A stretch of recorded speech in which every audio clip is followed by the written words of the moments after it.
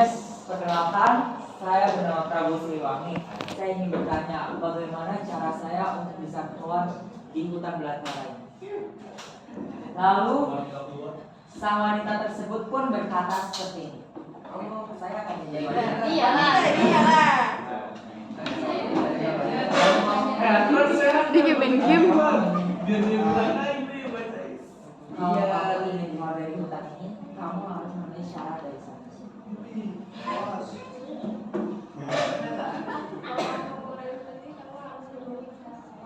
Apa syaratnya?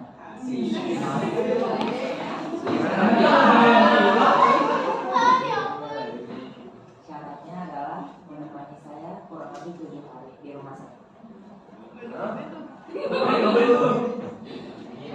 Dimarahin Abi. Saya akan terima syarat tersebut. Lalu sang Prabu dan wanita cantik itu pun pergi ke rumah sang wanita cantik tersebut. Menolak. Jadi saya kurang banyak. Cewek itu mundur lagi. Oke. Dan sang Prabu pun terkejut melihat keadaan rumah sang wanita tersebut sangatlah menawan dan sangatlah indah.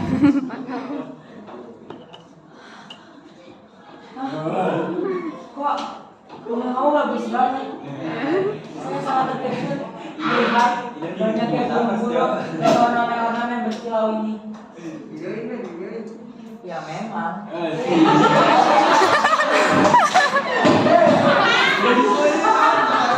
Ini adalah rumah. Allah harus menemani itu selama kurang lebih dalam 3 hari. Atau tidak, ya syaratmu tidak dipenuhi. Dan sang Prabu pun menemani perempuan cantik tersebut selama kurang lebih 7 hari. Mereka bersenang-senang, mereka bersandiwara, mereka bercumbu-cumbu. Lalu sang Prabu pun ingin berniat hati untuk menikahi wanita tersebut. Dan sang Prabu pun izin. Bapak ini tiket.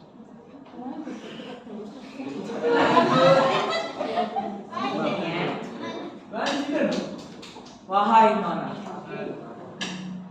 maukah Anda saya saya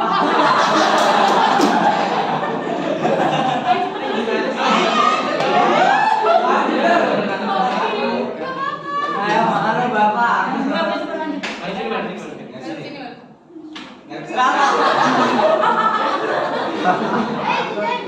Hati-hati Pak, hati-hati.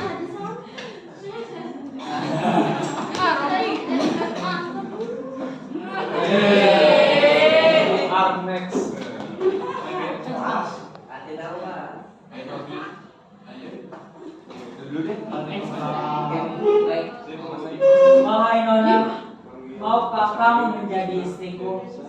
Lalu sang perempuan pun menjawab, karena kau telah menepati janji, maka aku siap untuk menjadi suamimu.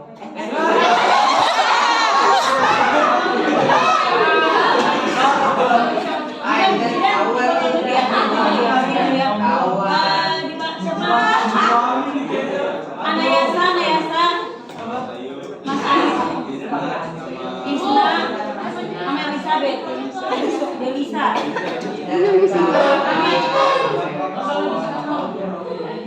Elizabeth, Delisa, Mas Ayu, Anastasia. Delisa nggak ada buat.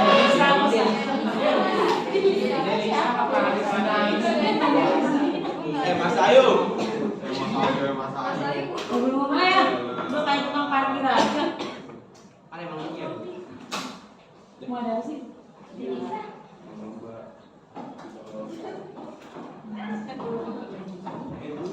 Ayo.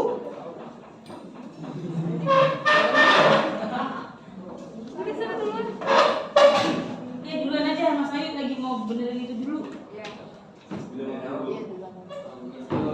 Padahal saya udah bilang nanti dulu setelah dia presentasi ke Solo, menghargai temennya. Oke Robi, tapi tadi itu kita ya nama-namanya ya dipanggil. Oke Robi, nggak lama kok, paling lama 5 menit nggak nyampe. Ayo. Dia mau kalau nanti.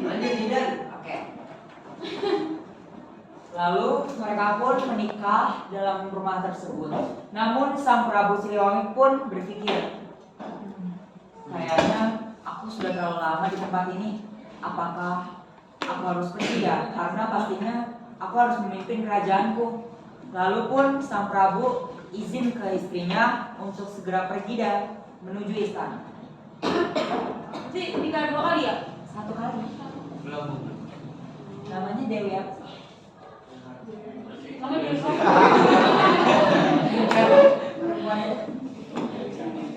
Lah kata sang Prabu Bu, keizinan istrinya. Iya. Berarti nikahnya kan 2 kali. Iya, maksudnya istrinya itu yang tadi itu cewek ini kayak tadi. Si Nyi Roro Kidul.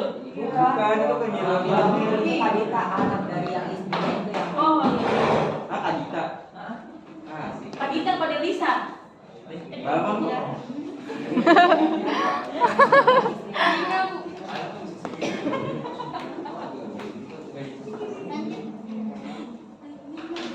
Akhirnya sang Prabu pun mendapat izin untuk segera pergi dari hutan belantara itu. Dia pun pergi dan tiba di kerajaannya. Namun dan pada saat dia berada di kerajaan, rakyat-rakyatnya bersorak dan haru melihat rajanya itu kembali lagi.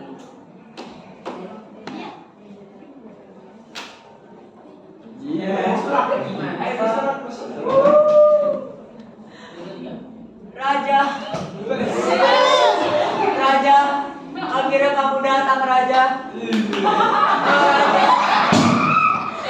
Terima kasih, Raja, kamu telah datang dan bisa memimpin kerajaan ini. Kami sangat bersedih. Jangan ketawa. Dia nangis sama ketawa. Akhirnya sang raja pun ikut bersedih akibat dari disambutan oleh rakyatnya. Kemudian raja pun tidur dan kembali beraktivitas seperti biasa layaknya seorang raja.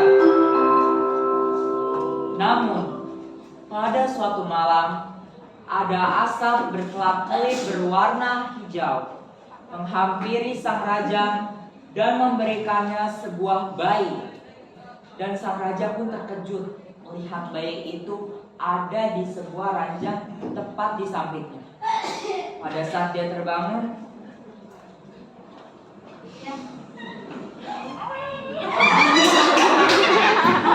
Jadi bayinya keluar aja bersih, keluar bayi tadi bersih. Tadi sedih banget. Udah sedih di situ.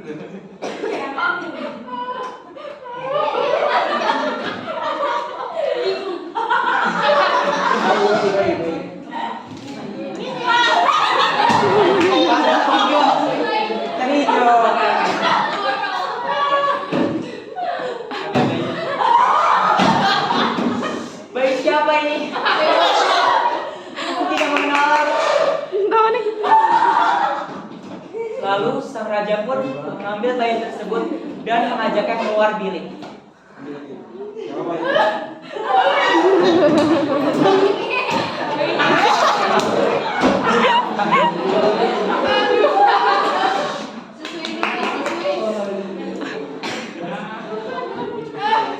Tiba-tiba cahaya tersebut berubah menjadi wanita yang ia nikahi di hutan belantara. Wanita tersebut berkata,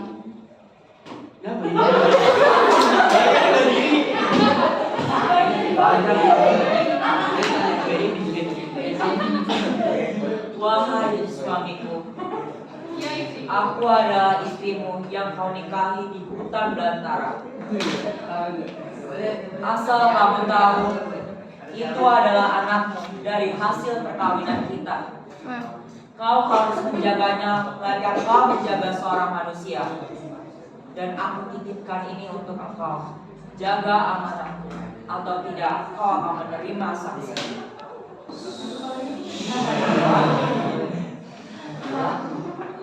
Dan sang raja pun harus bisa merawat anak perempuan tersebut selama masa hidupnya.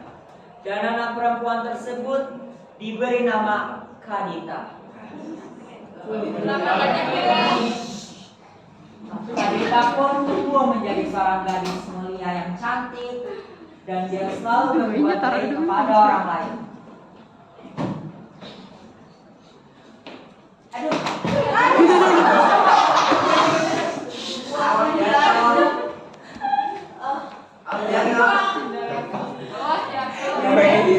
Kamu tidak apa-apa. Mari aku bantu.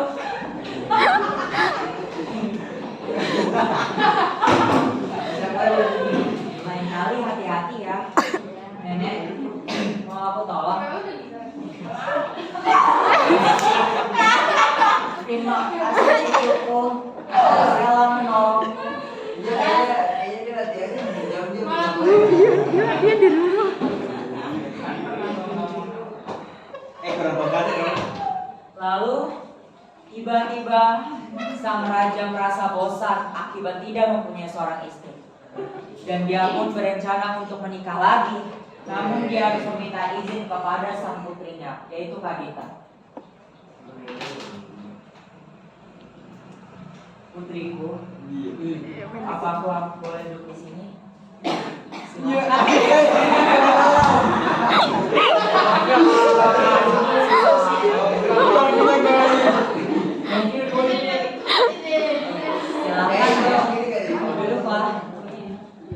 Baik, Tuan.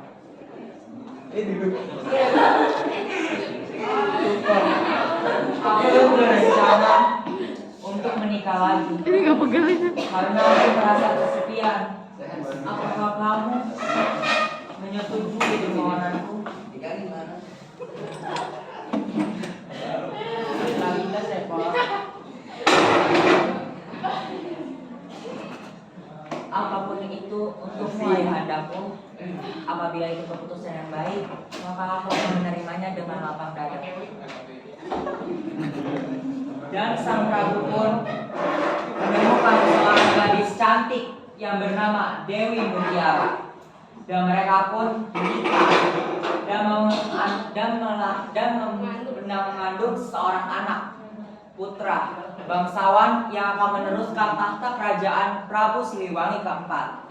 Namun pada masa ia mengandung, sang Dewi Mutiara bersifat sangat ceroboh, selalu emosi, penuh dengan amarah, dan selalu meminta apa yang ia inginkan harus didapat pada saat itu juga.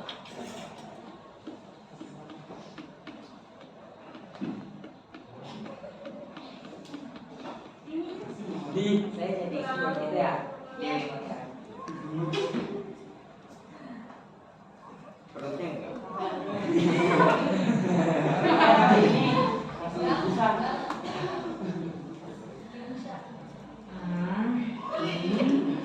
Aku merasa bosan. Pelayan.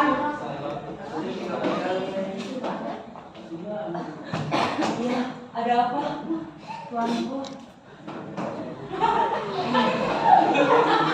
Ambilkan aku sebuah ayam panggang dan aku ingin ada saus sambal di atasnya. Belum ada. Aja lagi hamil makan sambal, Cuk.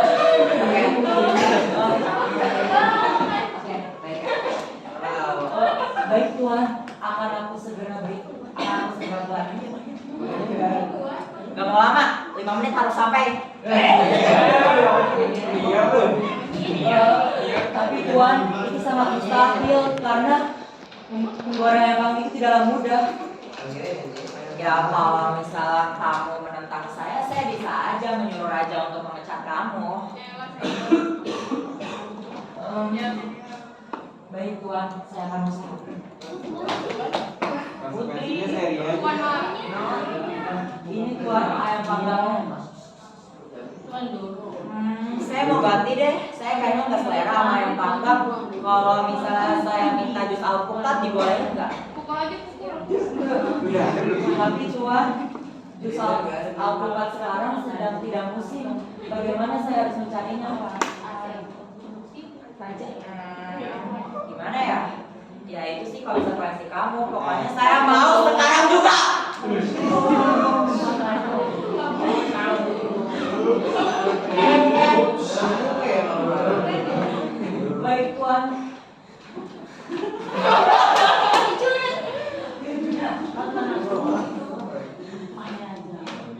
Tuan.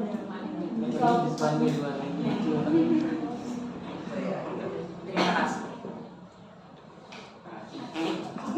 Apa-apaan ini? Desain gak enak banget. Kamu bikinnya pakai apaan sih?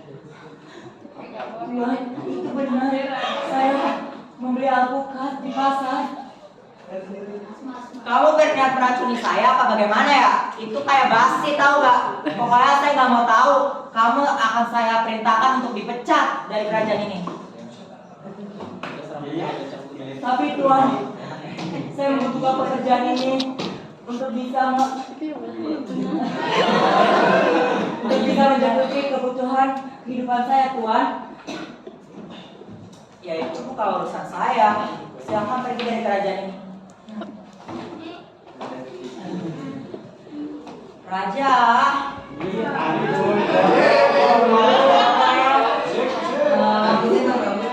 Karena aku sedang mengandung nih ya, aku boleh gak meminta sesuatu?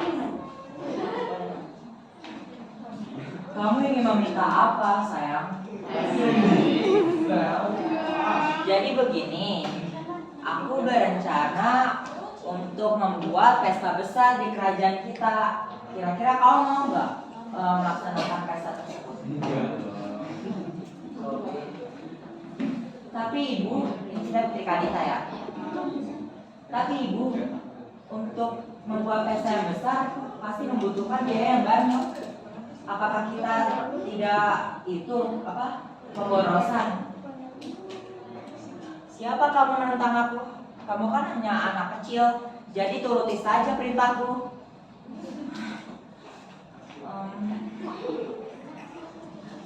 Baik, Ibu. Dan sang raja pun menuruti perintah istrinya. Dan sang Dewi Mutiara pun sangatlah tamak dalam makan makanan. Akhirnya ada zaman datang.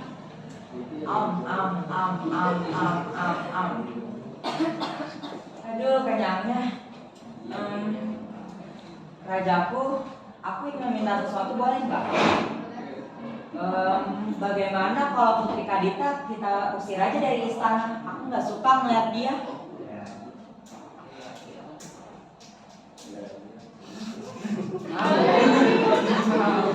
Oke. Maksud kamu apa? Dia sudah putriku. Aku tidak bisa mengusir dia dari istana. Ya, tapi aku maunya dia diusir dari istana. Aku nggak mau tahu, pokoknya dia harus diusir. Berani banget kamu bilang seperti itu. Aku tidak akan setuju karena dia adalah putri semata wayangku.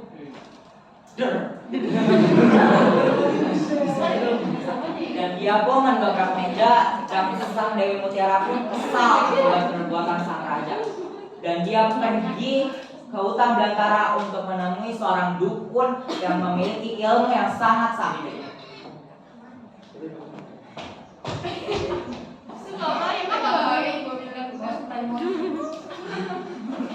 Wahai dukun sakti, aku ingin meminta sebuah permintaan kepadamu. Apa sang mulia? Aku akan mengabulkan semuanya untukmu.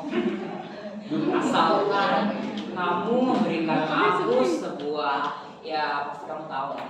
Kasih. Itu masalah yang gampang. Nih, itu ada kurang lebih 500 perhiasan emas yang kau bisa ambil. Tapi aku ingin satu syarat, yaitu kau harus bisa menyantet Putri Kadita agar dia bisa keluar dari istana. Apakah kau setuju? Tapi apakah ini terlalu memakan konsekuensi? Karena kalau raja tahu, saya akan dihukum mati. Saya akan merahasiakan hal ini, jadi kamu tenang saja. Dan sang dukun pun melakukan ritualnya. Dan dia dan Putri Kadita pun mendapat mimpi sebuah asap hijau menghampirinya. Dan tiba-tiba pada saat dia bangun, Kok ngemon sih? Mamoni.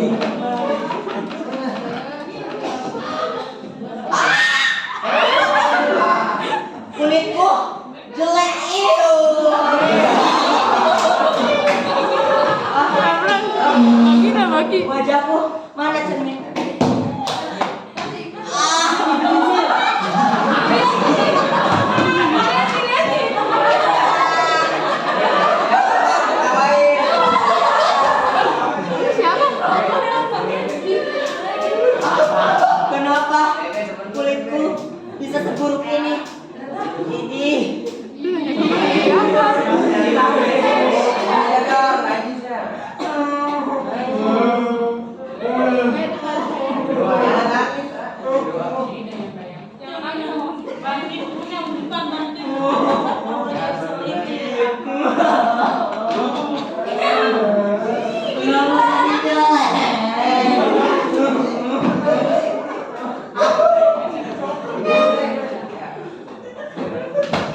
Ada apa tuan? Kok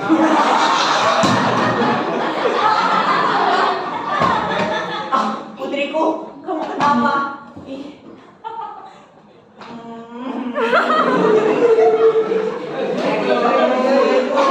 Jelek kayak Anda. Kenapa? Kok bisa kayak gitu?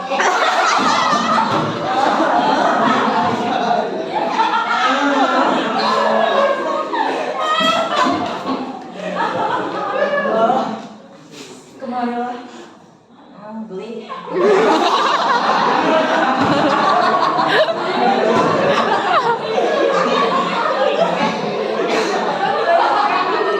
Kita mau panggil Kang Tabib ya. Kamu tenang saja di sini. Dan sang Raja Sang Prabu pun menemui beberapa tabib untuk bisa menyembuhkan tuan putrinya. Namun setelah sekian lama tidak ada satupun tabib yang bisa menyembuhkan sang putri. Lalu si Dewi Mutiara pun menghasut untuk bisa mengeluarkan sang putri Kadita keluar dari istana.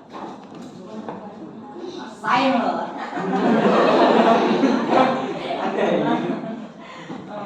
Apa aku bikin rencana jahat aja ya? Dia udah sakit-sakitan ini, pasti dia bisa nih dikeluarkan dari istana. Tuanku, apa boleh samping? Silakan, istriku.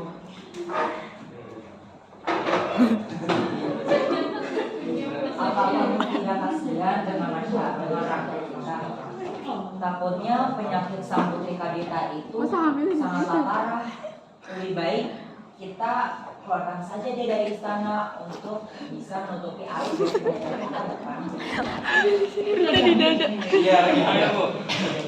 Tapi dia itu putri semata wayangku. Kan aku punya putra, lihat dong.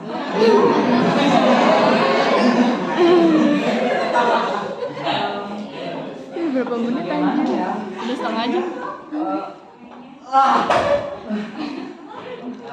Sudah, mending kita keluarkan saja. Kamu berbicara baik-baik dengan dia. Besok kita keluarkan ya. Tapi kata-katamu ada benarnya juga ya. Baiklah, besok kita akan keluarkan putri Kadita secara diam-diam dari istana.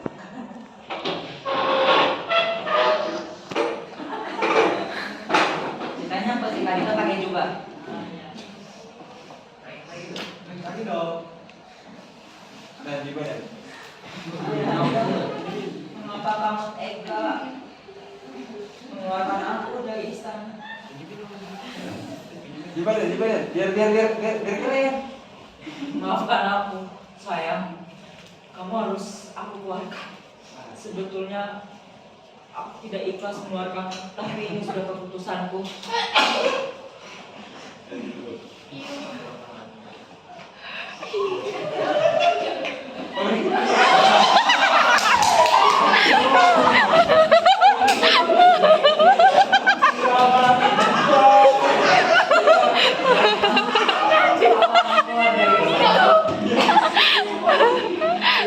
Dan sang putri Kadita pun pergi ke hutan belantara dan menepi pada sebuah batu untuk bisa berdoa kepada Tuhan yang Maha Kuasa.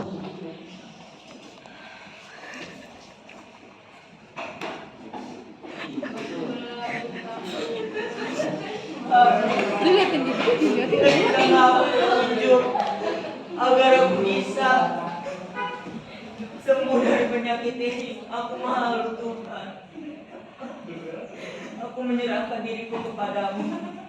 Apakah menerima konsekuensi apapun, tapi berikanlah aku petunjuk ya Tuhan.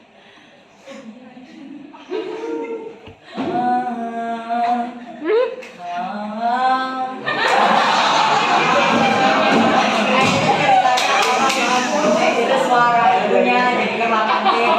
Tiba-tiba datanglah seorang pelit berwarna hijau menghampiri sang putri dan berkata, "Wahai anakku, aku adalah ibumu."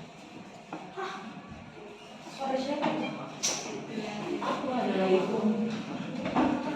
Kau pergilah ke pantai selatan dan membasuhkanlah diri dan lihatlah, kau pasti akan menemukan keajaiban di sana. Siapa kamu? Mau apa kamu? Apakah kamu sembahan iblis? Aku adalah ibu. Bisa ke pantai selatan. Dia melewati siang malam, panas teriknya, dan hujan dan badai yang melanda.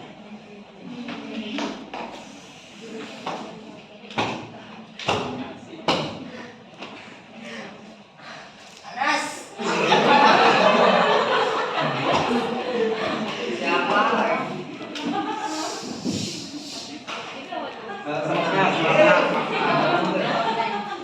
Inilah pantai selatan.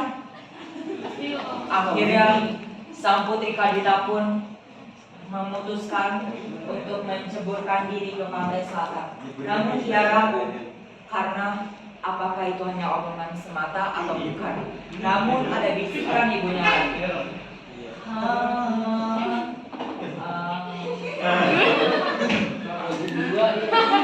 Marilah anakku, ceburkanlah dirimu ke laut tersebut, maka kau akan menemukan keajaiban.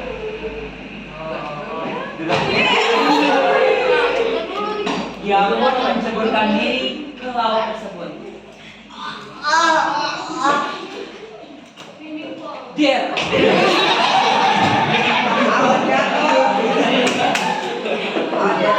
tiba-tiba sang putri Kadita bebas dari kutukannya dan dia menjadi wanita berparas cantik, lebih cantik daripada sebelumnya, dan memakai gaun berupa dayang-dayang kerajaan dan diberi nama Nyi Roro.